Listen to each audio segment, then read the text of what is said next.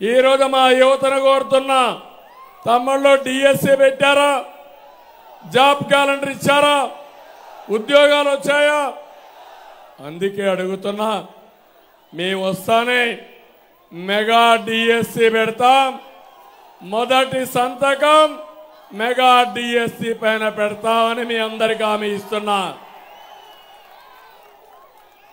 ఇదే కాదు, మీకు ఉద్యోగాలు ఇప్పించే బాధ్యత మాది.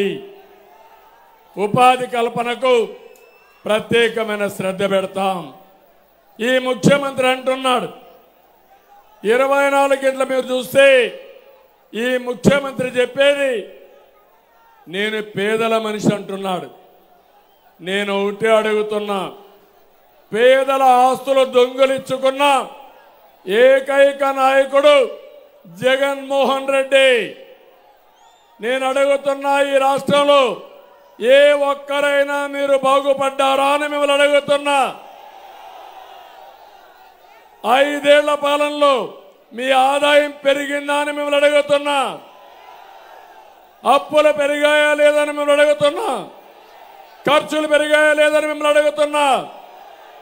అంటే ఈ రాష్ట్రంలో బాగుపడింది ఒకే ఒక్కడు, అదే జగన్మోహన్ రెడ్డి. ఇంకో పక్క మీరు చూస్తే అధికారం అంటే ప్రజలకు సేవ చేసే అవకాశం, ప్రజల ఆస్తులకు రక్షణగా నిలిచే బాధ్యత.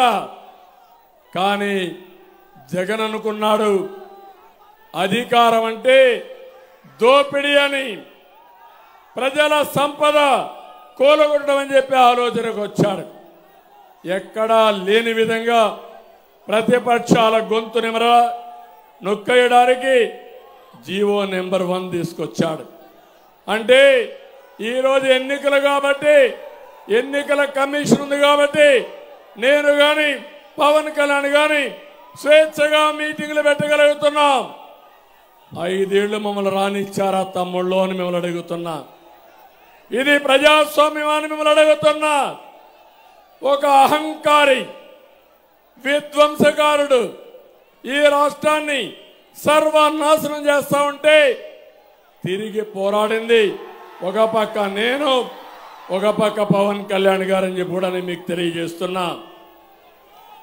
ఇంకో పక్క 5 ఏళ్లలో ప్రతిపక్ష నేతలపైన అరెస్టులు, అక్రమ కేసులు, కూల్చివేతలు, దాడులు, కబ్జాలు, పచ్చని రాష్ట్రాన్ని రావణ కాష్టం చేసిన వైసీపీని బూడిద చేసే సమయం ఆసన్నమైంది.